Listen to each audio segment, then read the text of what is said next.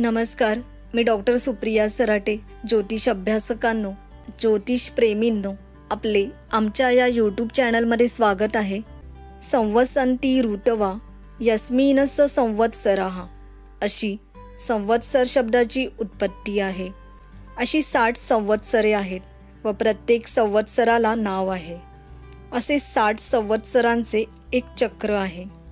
मित्रांनो, गुढीपाडवा हा एक भारतीय सण असून तो हिंदू दिनदर्शिकेप्रमाणे चैत्र शुद्ध प्रतिपदेला महाराष्ट्रात साजरा केला जातो.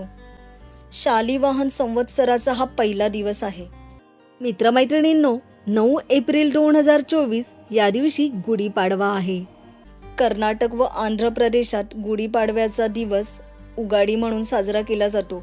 उत्तर भारतीय याच दिवशी 9 दिवस चैत्र नवरात्र पूजन साजरे करतात.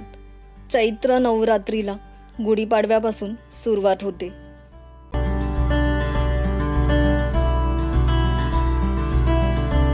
मित्रांनो, गुढी उभारणे हे सर्वज्ञात आहे. या दिवशी नव्या पंचांगालाही हळद कुंकू फुले वाहावीत, नमस्कार करावा, सरस्वती देवीचे पूजन करावे, शालेय साहित्य वह्या यांचे पूजन करावे, नैवेद्य दाखवावा. मित्रांनो, चैत्र महिन्याच्या प्रतिपदा तिथीपासून हिंदू नववर्षाचे आरंभ होत आहे. या दिवशी आद्यशक्ती जगतजननी दुर्गा मातेचे विशेष पूजा आराधनेचेही महत्त्व आहे. कारण चैत्र नवरात्रीचा हा प्रारंभ काळ आहे. शास्त्रामध्ये अशी मान्यता आहे की या दिवशी तेल व बेसनाचे उटणे लावून स्नान केल्यास दीर्घायुष्य, उत्तम स्वास्थ्याची प्राप्ती होते. मित्रांनो, चैत्र नवरात्रीच्या पहिल्या दिवशी अर्थात गुढीपाडव्याच्या सकाळी सूर्योदयापूर्वी आपल्या शरीरावर बेसन, हळद व गाईचे कच्चे दूध एकत्रित करून घ्यावे व 8 ते 10 थेंब त्यात तिळाचे तेल मिसळावे. हे उटणे चेहऱ्याला व सर्व अंगाला लावावे व नंतर सुकल्यावर कोमट पाण्याने गंगाजलाने स्नान करावे. आंघोळ करताना निरोगी शरीरासाठी आपण कामना करावी. संध्याकाळी कुटुंबातील व्यक्तींसोबत दुर्गा सप्तशतीचा पाठ करावा, ज्यामुळे घरात शांती व सौख्य नांदेल. ज्यांना सर्व अध्यायांचा पाठ करण्यास जमत नसेल अशा लोकांनी पहिला अध्याय व शेवटचा अध्याय जरूर वाचावा. असे केल्याने देवीची कृपा आपल्याला नक्की प्राप्त होईल.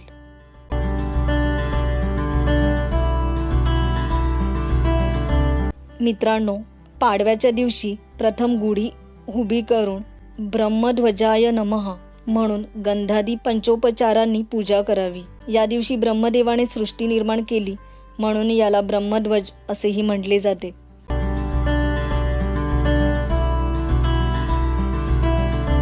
मित्रांनो, चैत्र शुक्ल प्रतिपदेला वर्षारंभ करण्याची अनेक धार्मिक, नैसर्गिक आणि ऐतिहासिक कारणे आहेत.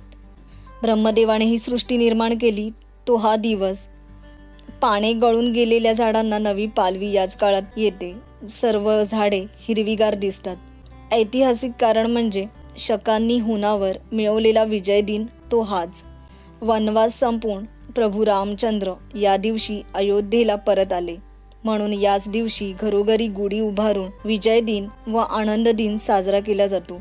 विजयाचे प्रतीक उंच असते म्हणून गुढी शक्य तितकी उंच उभारली जाते. असा हा शालिवाहन शकाचा प्रारंभ दिवस वर्षारंभ म्हणून साजरा केला जातो.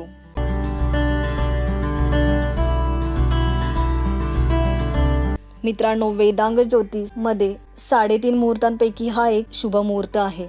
या दिवशी नवीन वस्तू खरेदी, व्यवसाय प्रारंभ, नव उपक्रम, सुवर्ण खरेदी, रत्न खरेदी, रत्नधारण इत्यादी गोष्टी केल्या जातात. विजय व समृद्धीचे प्रतीक म्हणून आपण दारासमोर गुढी उभारतो. सूर्य जेव्हा मेषेत प्रवेश करतो त्यावेळी भारतीय सौर पंचांग सुरू होते. या चैत्र महिन्यापासूनच वसंत ऋतूचीही सुरुवात होत असते.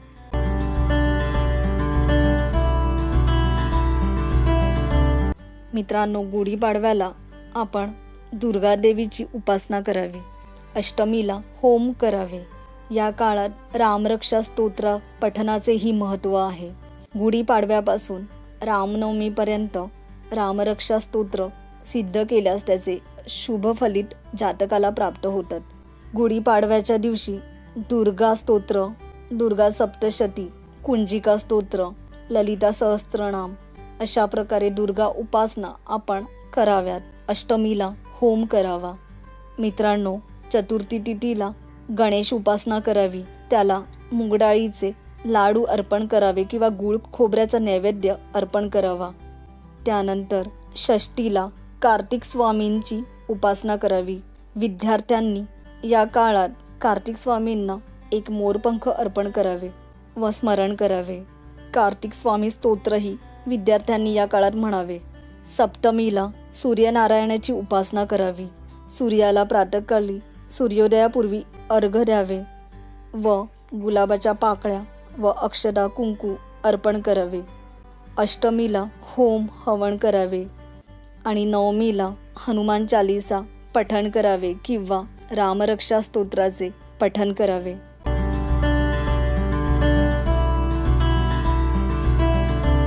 मित्रांनो, ज्यांना कोणतेही उपासना जमत नसेल त्यांनी गुढीपाडव्यापासून नवरात्रीचे 9 दिवस सर्व मंगल मांगल्ये शिवे सर्वार्थ साधिके शरण्ये त्र्यंबके गौरी नारायणी नमोस्तुते हे स्तोत्र 11 वेळा जपावे. हे स्तोत्र आपल्या देवाऱ्यापुढे बसून म्हणावे. देवीला कुंकू वहावे.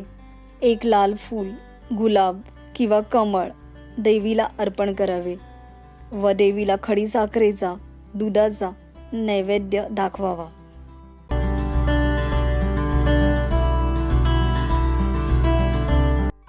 मित्रांनो, आर्थिक प्राप्तीसाठीही गुढीपाडव्याच्या दिवशी एक चांदीचा सिक्का आपण सफेद कपड्यामध्ये घेऊन त्यात अक्षदा कुंकू घ्यावे व महालक्ष्मी गायत्री स्तोत्र आपण स्फटिकाच्या माळेवर 108 वेळा म्हणावे व ते नंतर तिजोरीत ठेवावे, ज्यामुळे धनप्राप्ती होईल. ज्यांचे पैसे टिकत नाहीत त्यांनी हा उपाय नक्की करावा. मित्रांनो, गुढीपाडव्याच्या दिवशी आनंदी वातावरण असावे. गुढीपाडव्याच्या दिवशी 1 मूठ गूळ व चणे हनुमान मंदिरात जमल्यास अर्पण करावे. मित्रांनो, जे उपाय करण्यास शक्य नाही, मंदिरात जाणे शक्य नसल्यास आपण गाईला चारावे. मित्रांनो, गुढीपाडव्याच्या दिवशी मुहूर्ताची गरज नाही. हा शुभ मुहूर्त आहे. या दिवशी सरस्वती पूजन केल्यास विद्यार्थ्यांना शुभदायी फलित प्राप्त होईल.